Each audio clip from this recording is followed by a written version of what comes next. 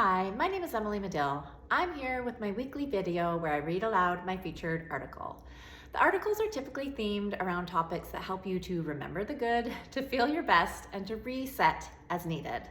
This week's article is a brand new one that I've just written. You can find it up on my website, emilymadill.com, and you can also find it up on thriveglobal.com.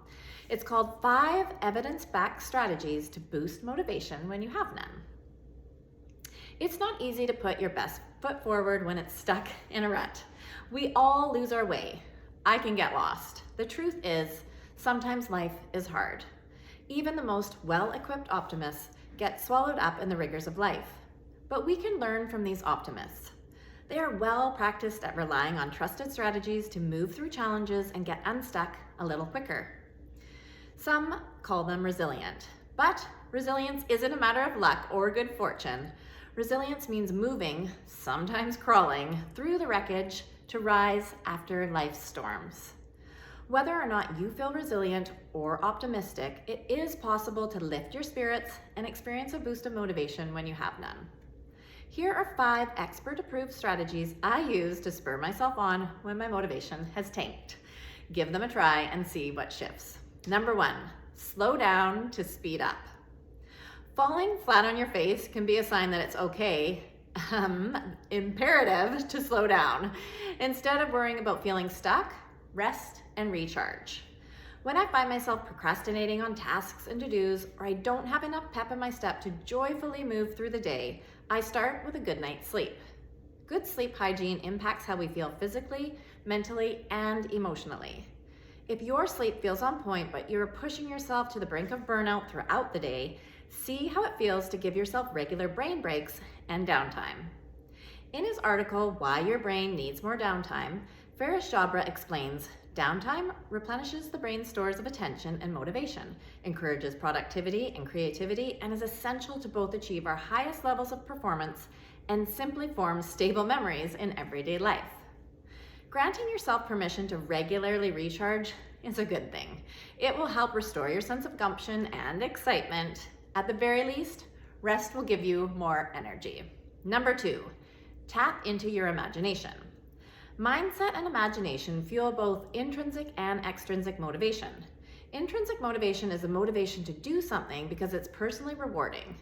Extrinsic motivation happens when outside forces compel you to move forward in order to earn a reward or avoid a punishment. When you are feeling drained or unmotivated, spend a bit of time visualizing the intrinsic and extrinsic results of reaching your goal, the way it will make you feel, or the reward you will receive or give yourself. A.J. Adams' article, Seeing is Believing, The Power of Visualization, states, it's been found that mental practices can enhance motivation, increase confidence and self-efficacy, improve motor performance, prime your brain for success, and increase states of flow, all relevant to achieving your best life. Visualization helps you believe that it's possible to achieve what feels challenging or unreachable. The more you believe in possibilities, the easier it will be to follow through on the necessary steps to reach your goals and take hopeful action. Number 3, reverse engineer. Once you have the big picture worked out, you're on your way. You know how you want to feel. You believe that it's possible to get there. The next important step is to reverse engineer that big picture into small steps. In her article, Meet Your Goals with Research-Proved Tips and Techniques, Marina Kurgovsky argues that by going after your target one small step at a time, you will reduce the effort it takes to ingrain new habits and improve your self-confidence naturally. Taking small steps will help you sustain your motivation to keep going. Instead of becoming overwhelmed, throwing in the towel, and feeling stuck all over again, choose to move forward with realistic tasks and attainable goals. Number 4, feel what's real. When it's extra hard to get up and get after it, it's worth exploring the emotions beneath the malaise. Many of us tend to push through the hard bits in life without actually processing them. But the heavy bag of unresolved emotions can be a burden that drags us down and holds us back. Stuffing down emotions in an effort to forge ahead doesn't get rid of them. They will just bubble up later, usually when it's most inconvenient. Those tough emotions also say a lot about us, and that knowledge can give us a greater sense of control over our goals and path forward. As Beth Kurland observes in What Happens When We Embrace Dark Emotions, it can be useful to name our feelings. Oh, that's hurt, that's jealousy, that's anger. Because as simple as this sounds, we often don't pay attention to the nuances of what we are feeling. Consequently, important information gets lost along the way. Labeling our distressing emotions gives us a way of validating our inner experience, but it has the added benefit of dialing down their intensity. In order to truly move the energy, allow yourself to feel what's real, especially the hard stuff. And finally, number 5, divert your attention. Instead of beating up on yourself for slowing down or procrastinating, view your attention as your superpower. Be intentional about where you put your focus. Reset by putting your attention on something that feels good right now. Go for a walk, call an uplifting friend, listen to music, have a bath or shower, get out in nature, or do whatever it is you enjoy doing. Do it with intention, and then come back to your task with fresh eyes. What feels different? A study by the University of Illinois Urbana-Champaign, for instance, found that deactivating and reactivating your goals allows you to stay focused. It suggests that instead of punishing yourself or slacking off when faced with long tasks such as studying before a final exam or doing your taxes, it is best to impose brief breaks on yourself. Brief mental breaks will actually help you stay focused on your task. While every challenge and stuck place can teach us something important, sometimes it's beneficial to get moving and make the most of our moments. Being armed with these simple strategies may not move mountains in a day, but they can help boost your motivation. You've got this. So that is our article this week, 5 evidence-backed strategies to boost motivation when you have none.